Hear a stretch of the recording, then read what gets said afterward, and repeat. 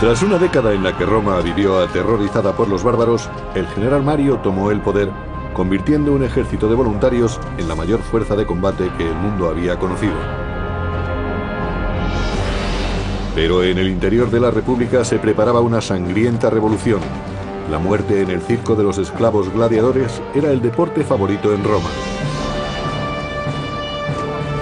En el siglo I a.C., aquel deporte dejó de ser una diversión, pues los esclavos se alzaron contra sus dueños. Según la historia, su dirigente más famoso fue Espartaco. El Imperio Romano. Espartaco. El poderoso ejército de Roma había servido para aumentar sus territorios, riquezas y esclavos. Capturados tras la batalla o en las ciudades conquistadas, los esclavos eran una mercancía más. Los esclavos eran personas y los romanos lo sabían, pero no los trataban como tales. Para ellos tan solo eran herramientas con brazos que hablaban. Entre el tercer y el primer siglo a.C., la República Romana se expandió desde la Italia central y del sur hasta abarcar casi todo el Mediterráneo. El mercado de esclavos empezó a ofrecer una mercancía ávidamente comprada. En el siglo I a.C., el 30% de la población de Italia estaba formada por esclavos, una cifra aproximadamente igual a la de los esclavos que había en América del Sur en la década de 1850, donde puede que el 35% de las personas estuvieran sometidas a la esclavitud. Podían ser esclavos por nacimiento, podían ser comprados en otros países y podían ser capturados en la guerra. Había muchas formas de convertirse en esclavo y también había muchas formas de vivir como esclavo. En el primer siglo, el terrateniente Columela aconsejaba para comprar esclavos. Mi primer consejo es no escoger para agricultor un esclavo cuyo cuerpo nos agrade. En lugar de eso, debéis elegir un hombre curtido en las faenas del campo desde la niñez y que haya sido probado por la experiencia. No todos los esclavos trabajaban en el campo. Los más fuertes eran reservados para los deportes y se entrenaban para convertirse en gladiadores. Los gladiadores eran auténticos profesionales. Sus entrenadores, los lenisti, también lo eran. Como los entrenadores de fútbol actuales, se ocupaban de que sus hombres actuaran lo mejor posible. Eran alquilados para luchar en los espectáculos o los vendían a los organizadores. Se les consideraba lo más ínfimo de la clase baja, personas cuyo cuerpo estaba a disposición de otros. Los gladiadores podían llegar a ser los mejores luchadores del espectáculo más caro del momento. A veces eran criminales condenados a luchar. Como los boxeadores actuales, su entrenamiento era muy duro. Era un deporte peligroso y al ser un espectáculo muy caro, solo peleaban 2 veces al año. La mayoría de los nombres de los gladiadores se han perdido para la historia, pero la posteridad recordará los actos de 2 de ellos, Crixus y Espartaco, un dirigente nato. Espartaco era extranjero, aunque había servido en el ejército de Roma. Pero algo ocurrió. No sabemos por qué desertó, según algunos, pero puede que fuera expulsado. De acuerdo con varios relatos, se dedicó con gran éxito a asaltar caminos. Al final fue capturado y obligado por las autoridades romanas a ser gladiador. No sabemos si fue contra su voluntad, pero lo más seguro es que odiara la profesión.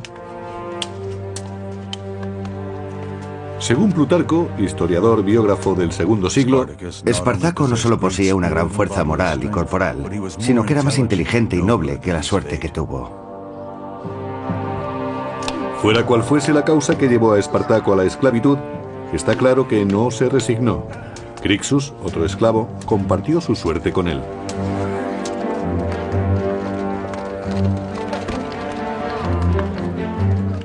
Pocos gladiadores vivían lo suficiente para retirarse. La mayoría tenían una muerte horrible y violenta, tanto en un circo de provincias o en un gran coliseo. En ocasiones el público elegía las armas para empezar el espectáculo. A la gente le encantaba ver seres humanos luchando a muerte. Era muy emocionante para ellos y disfrutaban al máximo del combate. A finales de la República, algunos gladiadores se convirtieron en héroes y consiguieron un cierto nivel social, algo de popularidad ante las masas, debido a su éxito en la lucha. Según se hacía el sorteo, los gladiadores sabían quiénes serían los primeros en morir.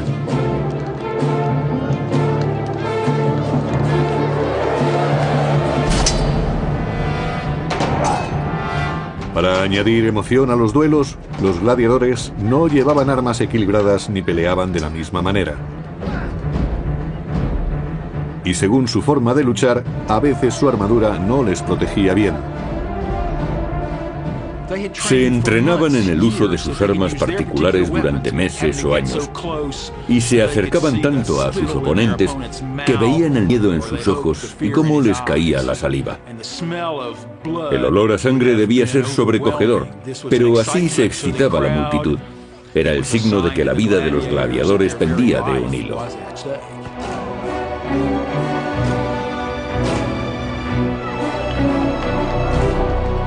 Parecía una terrible danza de la muerte para el placer de las masas.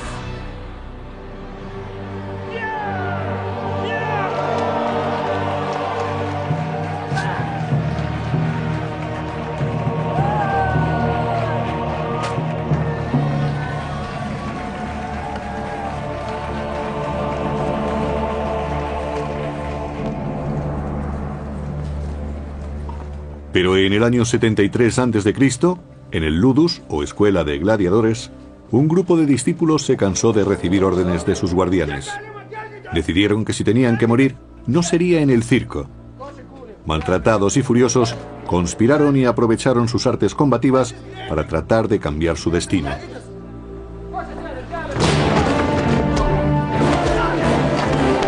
De acuerdo con el historiador Apio del segundo siglo, Espartaco, junto con un compañero, Crixus, urdió un plan.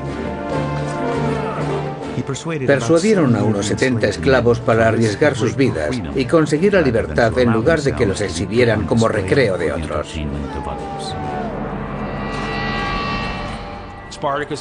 Espartaco se había convertido en un gran gladiador, pero llevaba la pesada carga de haber perdido la libertad.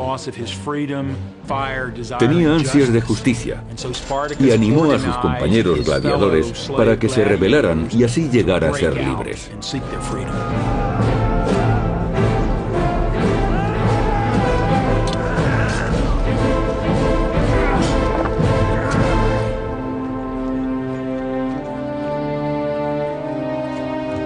Los soldados locales temían a los rebeldes, pues los habían visto pelear en el circo. Sabían muy bien a qué clase de hombres se enfrentaban.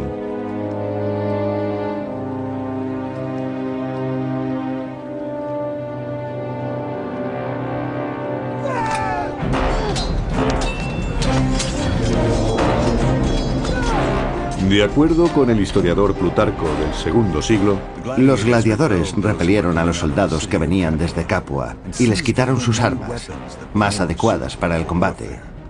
Estaban contentos de cambiar las armas de gladiadores que ellos consideraban poco honorables y bárbaras.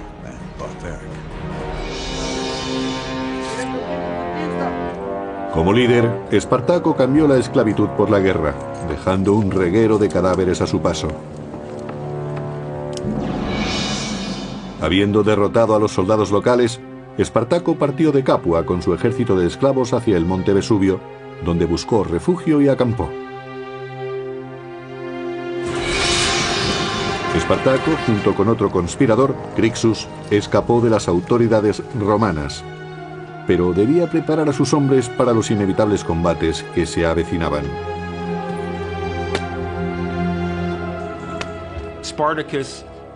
Espartaco poseía un gran atractivo e influencia personal que hacían que muchos quisieran escapar de la cárcel escuela de gladiadores para unirse a él.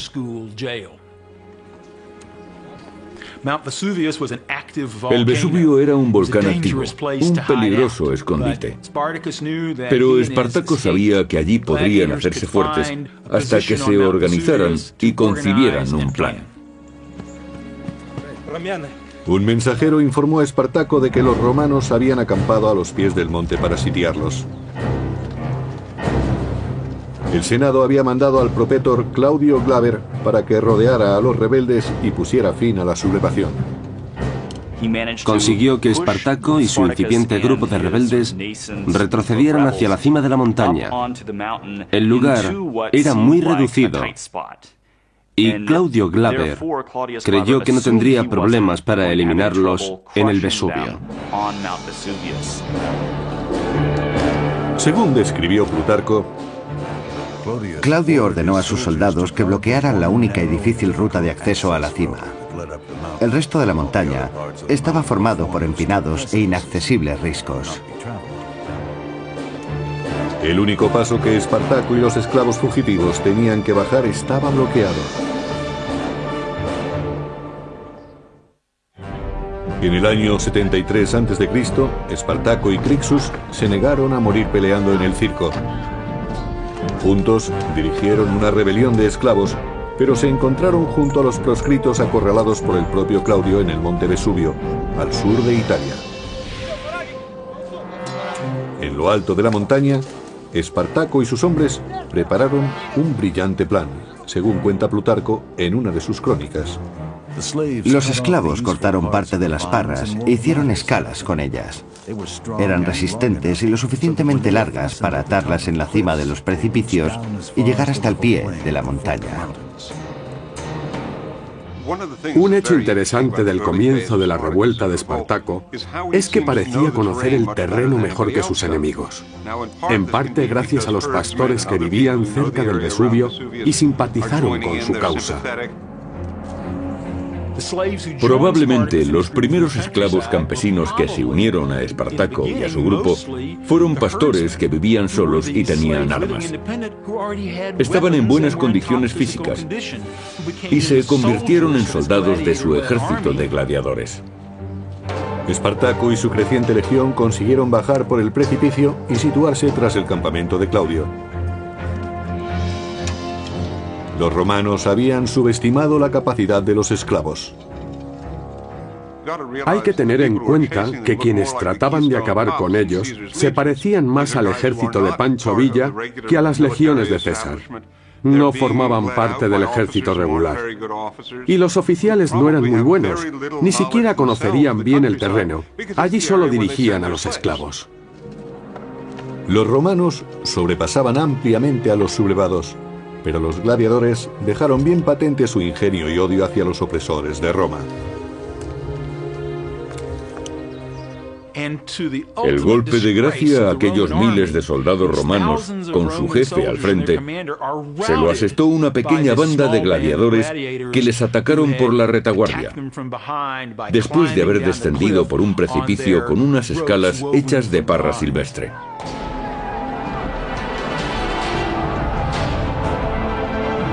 Cuenta el historiador Apio que después del éxito, el ejército de Espartaco aumentó. Muchos esclavos fugitivos e incluso algunos hombres libres acudieron a aquel lugar para unirse a Espartaco y empezaron a atacar a la población. Como Espartaco repartía partes iguales del botín conseguido, pronto aumentó el número de seguidores. A los únicos que Espartaco no aceptaba en sus filas de rebeldes era a los desertores del ejército romano, que aunque parezca extraño, era perfectamente lógico, pues era gente que se había acobardado.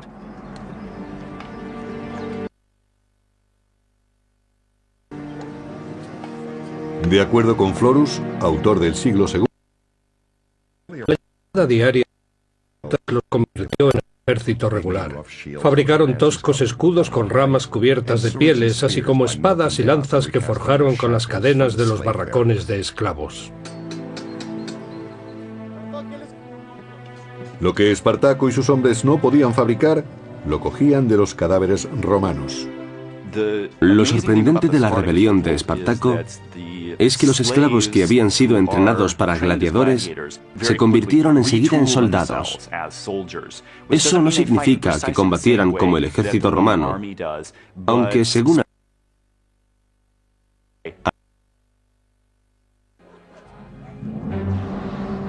A lo largo del año 73 a.C., los rebeldes continuaron su marcha hacia el sur, aumentando su número y derrotando a los romanos.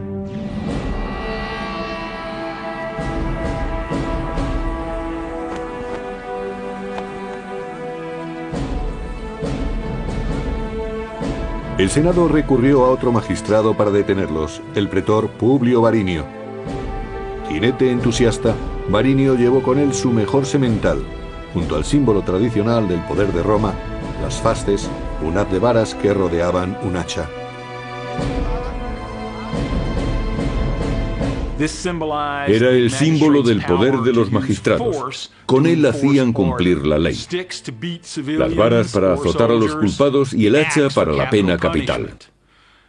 El hacha solo se ponía en las fasces cuando el pretor estaba en campaña fuera de Roma y sus tropas se regían por la ley marcial. Los símbolos no parecieron ayudar a Varinio. Los hombres de Espartaco ya habían derrotado a su adjunto al mando. No obstante, Varinio preparó a sus hombres para la siguiente batalla.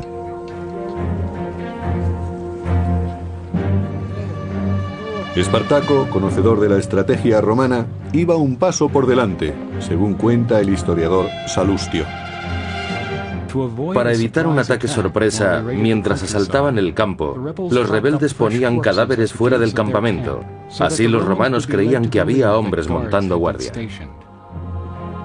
Con estos señuelos era fácil atacar a los romanos, tomándolos completamente desprevenidos.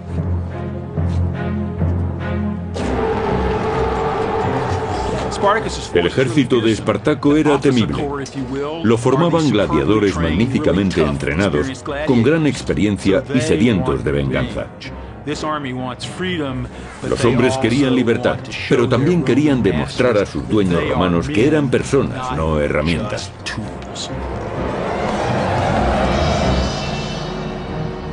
Gracias a su ingenio, Espartaco consiguió otra victoria contra Varinio e hizo algunos prisioneros. El historiador Apio del segundo siglo recuerda la humillación de Roma. Los romanos no consideraban que fuera una guerra real, sino más bien incursiones y asaltos de bandidos. Sin embargo, esos bandidos derrotaban al ejército de Roma. Espartaco capturó el caballo de Varinio, quien estuvo muy cerca de ser prisionero de los gladiadores. La victoria fue todavía más dulce cuando Espartaco se apoderó de las fasces, el gran símbolo del poder de Roma. Cuando Espartaco sorprendió a Varinio en combate y capturó no solo su caballo mientras lo montaba, sino también las fasces, asestó un tremendo golpe a la credibilidad de Varinio y al poder de Roma que las fasces simbolizaban. Espartaco se convirtió en un personaje famoso y temido. Ahora dirigía a 70.000 rebeldes, pero surgieron diferencias entre él y su amigo Crixus.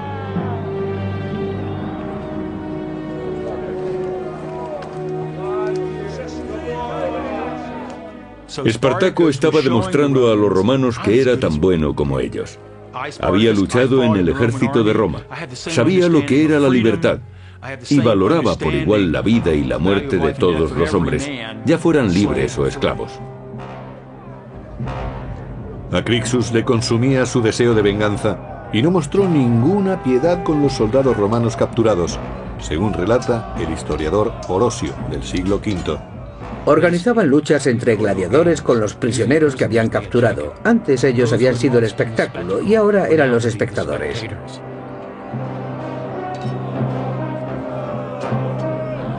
Con el triunfo, los esclavos se volvieron más violentos.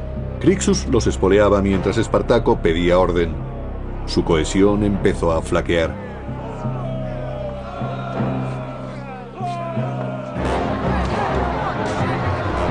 En cierto momento, Crixus liberó la furia de los esclavos contra ciudadanos romanos indefensos.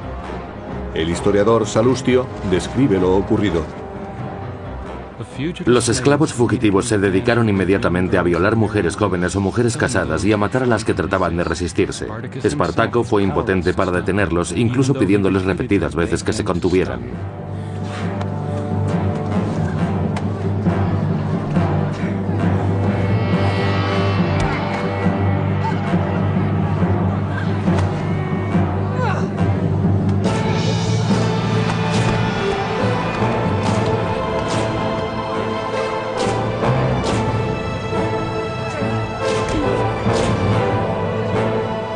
Los esclavos habían estado unidos contra Roma. Ahora empezaban a enfrentarse entre sí. Era el momento que los romanos estaban esperando. Sur de Italia, año 72 a.C.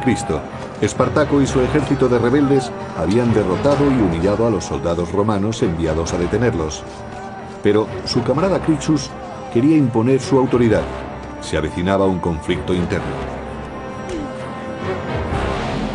En el improvisado campamento de los esclavos, Espartaco hacía planes para cruzar los Alpes, pero Crixus tenía otras ideas, según nos dice el historiador Salustio.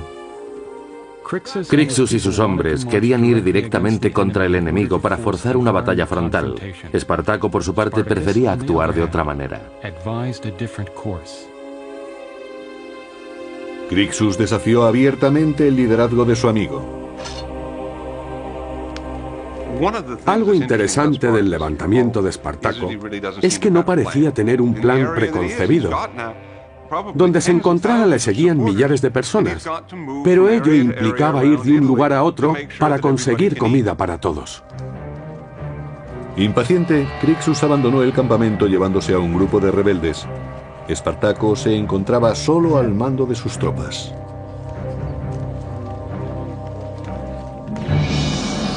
Los dos hombres tomaron caminos distintos por Italia. Con el ejército de esclavos divididos, Roma esperaba asestarles un duro golpe.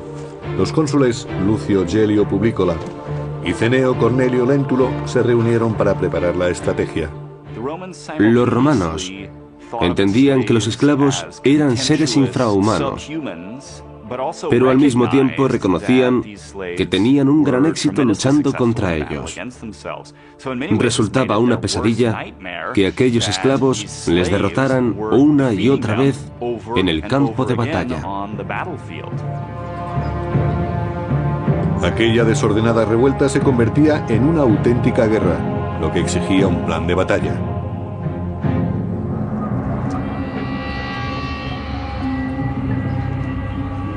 Cada pueblo en el que entraba Espartaco podía esconder una trampa. Pero a veces se encontraban un amigo, según Salustio.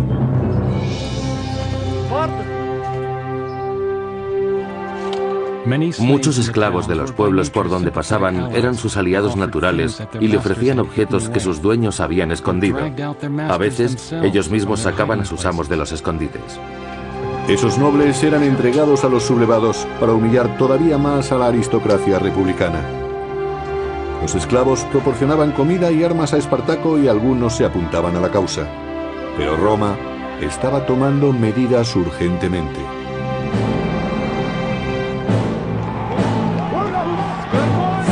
En las montañas Garganus, de la costa este de Roma, Crixus y su facción eran perseguidos por los soldados de Galio, según nos cuenta Plutarco.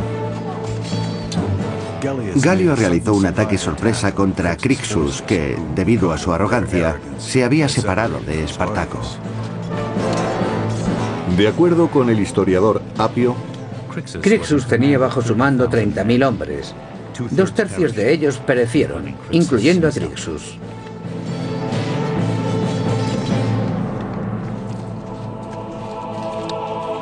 el ejército romano consiguió su primera gran victoria contra los rebeldes, pero su líder seguía libre.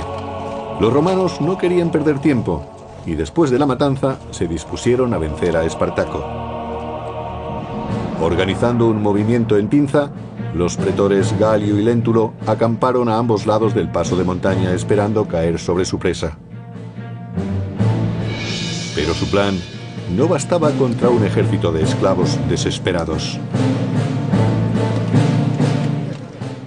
Un factor que influyó en la revuelta de Espartaco es que se inició cuando los mejores ejércitos de Roma estaban fuera, en Hispania o en la actual Turquía, y las tropas enviadas habían sido reclutadas recientemente.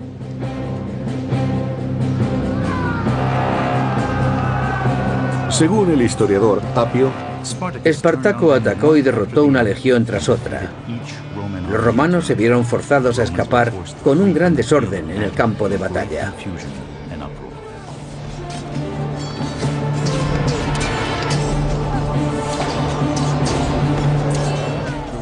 Los dirigentes militares romanos se enfrentaban a un gran reto, y sus oficiales no estaban preparados profesionalmente para la ocasión.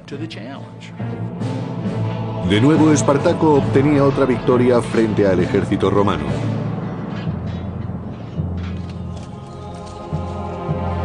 Pero no se conformó solo con el éxito. Espartaco quiso una sangrienta represalia por la muerte de Crixus y sacrificó 300 prisioneros romanos. Empezó a convertirse en un gran personaje completamente opuesto al sistema. Celebraba la derrota de los magistrados romanos y ejecutaba a sus prisioneros. Empezó a destruir las propiedades de los campesinos ricos, ofreciendo una alternativa al sistema reinante y consiguiendo aumentar considerablemente sus fuerzas. Esta victoria ofreció a los hombres de Espartaco la oportunidad de salir de Italia y ser libres, pero prefirieron permanecer en el imperio que tanto detestaban. No está muy claro por qué las fuerzas de Espartaco volvieron desde el norte de Italia. Sus éxitos les habían proporcionado mucha seguridad en sí mismos, y en lugar de marcharse querían volver a sus casas y establecerse donde habían tenido su vida antes del cautiverio. Por eso, eligieron seguir luchando. Se abrieron camino hasta la ciudad de Turí, donde asentaron su base de operaciones.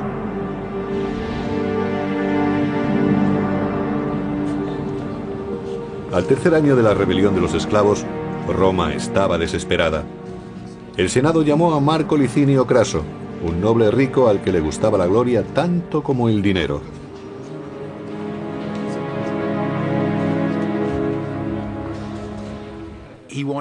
Quería llegar a lo más alto de la sociedad romana, y aquello exigía victorias militares.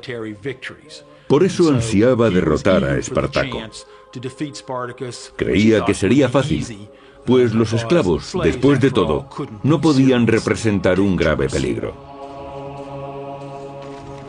Sin embargo, Craso no infravaloró a su enemigo. Partidario de una disciplina férrea, se tomó en serio su nombramiento para su gloria y por el bien de Roma.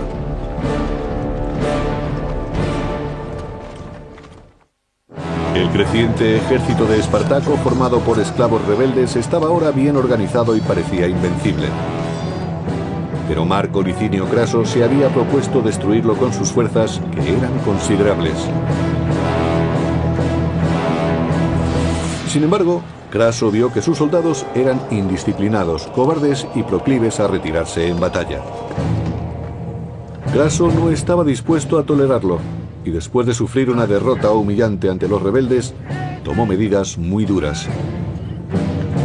Enseñaría a sus tropas el significado de la disciplina por medio de la decimatio.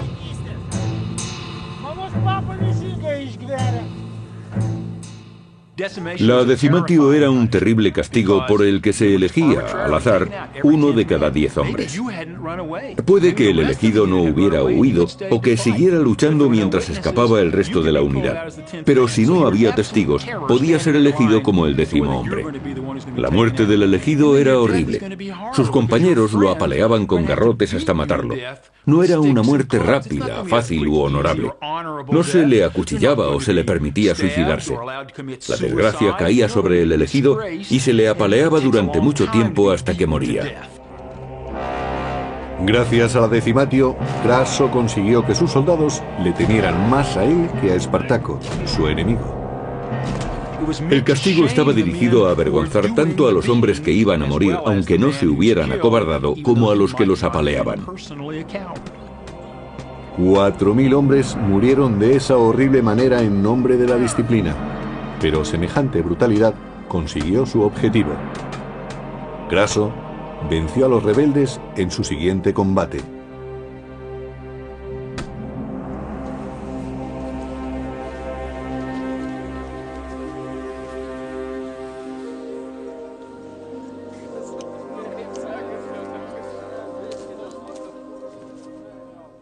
A diferencia de los anteriores oponentes de Espartaco, Craso era un soldado experimentado. Sabía entrenar y desplegar un ejército. Tenía la experiencia necesaria.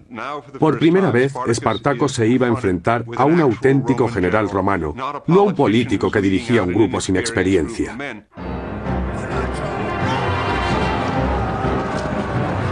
Se enfrentaron dos fuerzas, un ejército de romanos muy entrenado y capaz contra una banda de rebeldes desesperados y violentos. La balanza empezó a inclinarse contra Espartaco.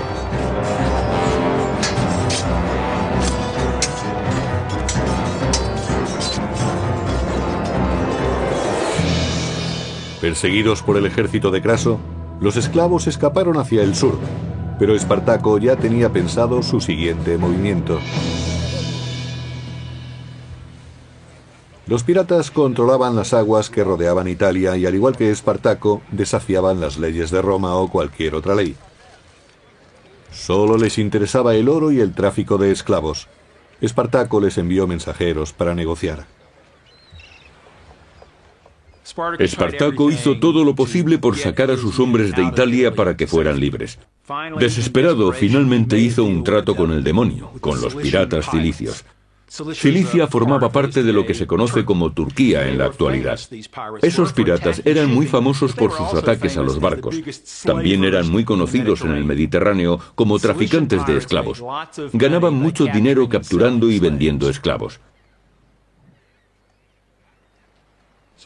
Espartaco sabía que era muy arriesgado hacer un trato con los piratas cilicios para evacuar a sus hombres, pues corría el peligro de que los volvieran a vender como esclavos.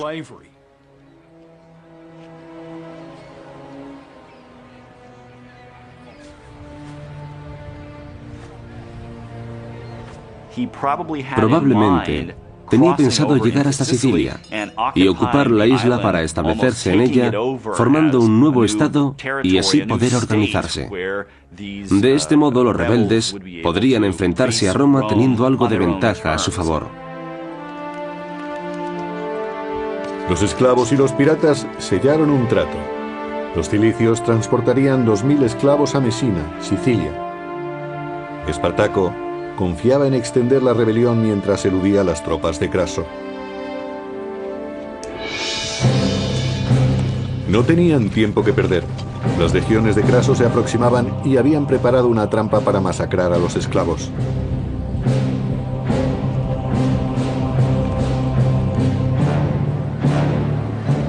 Espartaco y su ejército llegaron a la costa de Italia, pero los barcos no estaban allí.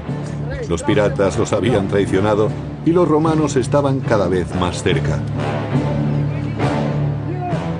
Espartaco ahora tenía que combatir para escapar de Italia contra un ejército que había recuperado la disciplina gracias a Craso y que seguiría las tácticas que habían hecho que Roma tuviera ejércitos formidables.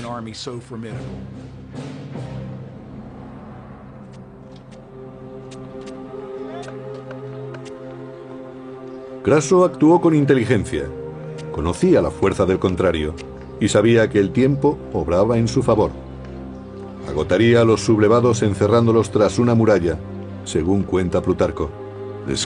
Terminó esta magna tarea en un tiempo mucho más corto de lo que se esperaba. Cavó una fosa de una costa a otra a lo largo de una zanja de tierra y por encima construyó una hermosa y resistente muralla.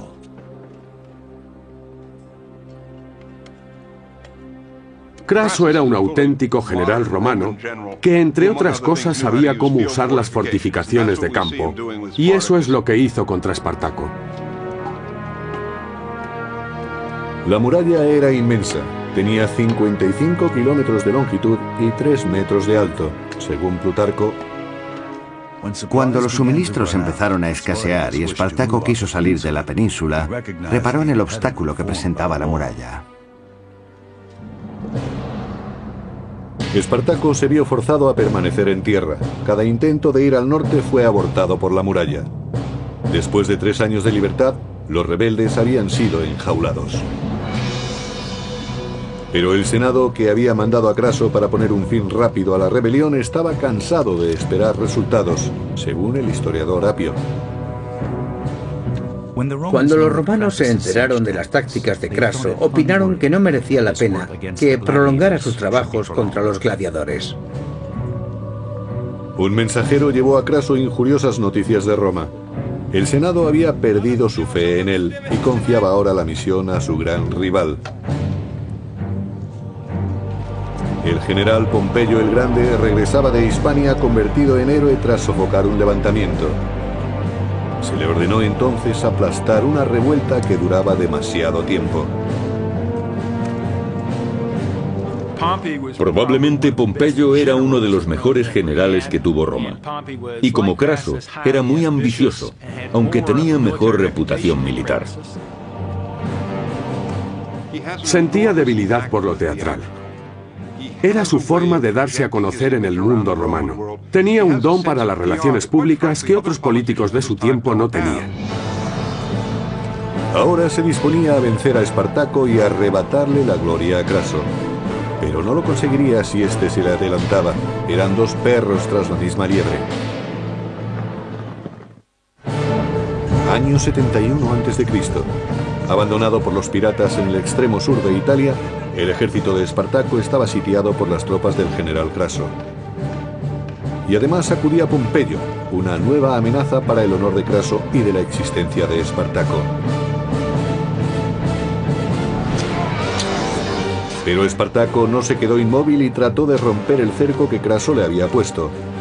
Apio nos cuenta en sus crónicas cómo trató de escapar. Organizó ataques rápidos contra sus sitiadores en puntos aislados, asestándoles golpes bruscos. Crucificó a un prisionero romano para demostrar a sus hombres lo que les ocurriría si no vencían. Cuando escapaban furtivamente, Espartaco y su ejército descubrieron que ahora el peligro era doble, pues además de Craso, también les perseguía Pompeyo.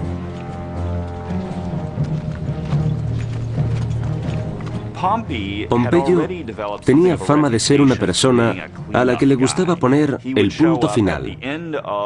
Aparecía después de un largo y duro trabajo y de esta manera se llevaba la gloria de haberlo terminado. Según se acercaba Pompeyo, Craso se ponía más nervioso por sofocar la rebelión antes de su llegada. Espartaco se preparó para el ataque y envió un mensajero a Craso ofreciéndole una tregua. Espartaco esperó la respuesta de Craso. Estaba seguro de que los romanos le escucharían. Sin embargo, los rebeldes mantuvieron las espadas afiladas. Espartaco trató de negociar con los dirigentes romanos porque se consideraba un hombre libre. Así vivía en ese momento y dirigía su ejército como si fuera un ejército romano. Se creía merecedor del mismo honor que sus oponentes. Pero cuando volvió su mensajero quedó muy claro que los romanos no opinaban igual. Era un esclavo y un enemigo. Al fallar la negociación, llegó el día que Espartaco tanto había temido. Incluso si derrotaba a Craso en batalla, Pompeyo le seguiría a continuación. No podía retirarse y no podía rendirse. Según Plutarco, historiador del siglo II, Espartaco se vio obligado a actuar y dispuso todo su ejército en formación de combate. Cuando le trajeron su caballo, Espartaco sacó la espada y mató al animal. Dijo que si ganaba la batalla, no necesitaría el caballo, pues tendría miles de ellos a su disposición. Y si lo derrotaban, tampoco lo necesitaría. Dicho esto, desmontó y se unió a sus soldados de a pie y salió a luchar hasta el final. Craso se enfrentó a Espartaco cerca de Brundisium, en el sureste de Italia.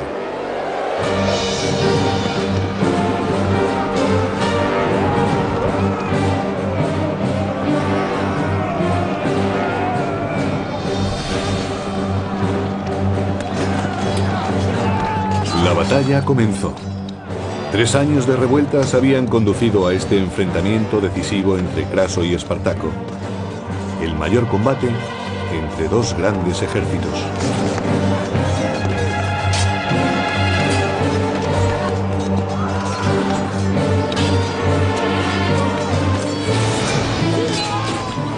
Se sabe que Espartaco estaba tan mal herido en una pierna que tuvo que luchar apoyándose en la rodilla, pero se negó a dejar de combatir.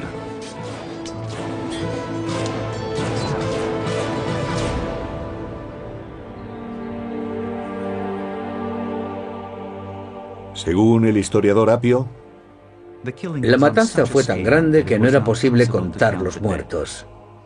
Nunca se encontró el cuerpo de Espartaco. Espartaco no aprovechó la oportunidad de escapar y lo podría haber hecho individualmente. Con ello demostró tener un sentido del honor, por lo menos tan sincero y profundo como el de cualquier romano que no hubiera sido esclavo.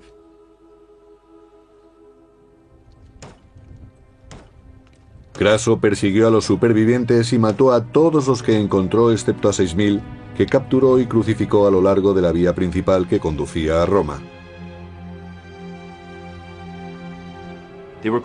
Fueron crucificados con una separación de 10 a 12 metros a lo largo de 200 kilómetros.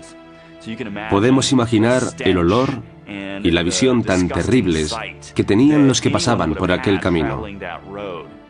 Si eran romanos, el olor les habría parecido a esclavos muertos y estarían contentos de verlos, aunque fuera de esta forma tan espantosa. Pero para los esclavos era un mensaje muy claro. Esto es lo que os espera si os rebeláis contra el poder de Roma.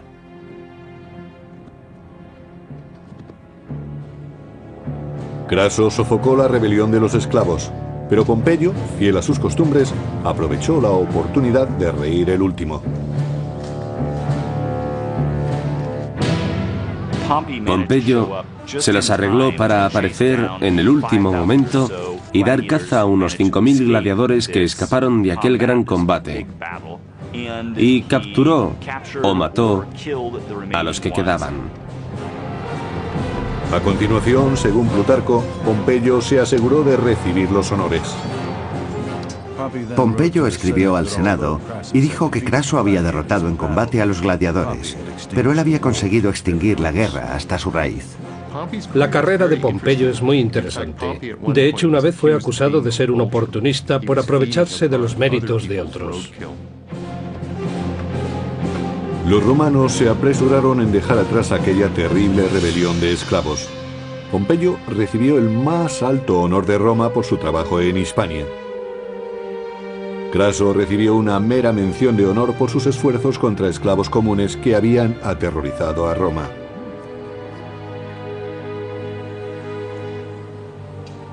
Aunque la muerte de Espartaco en el año 71 a.C. marcó el final de las rebeliones, la esclavitud siguió impulsando la economía del naciente imperio. Pero los romanos no olvidaron lo aprendido durante el levantamiento. Espartaco fue para los romanos un personaje a temer. Siguió siendo una amenaza incluso sin estar vivo. Siempre sintieron el temor de que pudiera seguirle otro. Los romanos vieron tras la rebelión que debían tener al ejército en perfectas condiciones. Puede que esta fuera la ocasión en que pensaron en la necesidad de disponer de un ejército profesional que los mantuviera seguros en casa y los protegiera de las invasiones. Pero un poderoso imperio no puede defenderse para siempre. Mucho después de su desaparición, perdura la historia de un solo hombre que se enfrentó a Roma. La leyenda de Espartaco ha sobrevivido hasta el presente. Ha sido un héroe para los oprimidos y pisoteados que ha perdurado hasta nuestros días. Pero mientras el imperio se mantuvo, perteneció a los poderosos.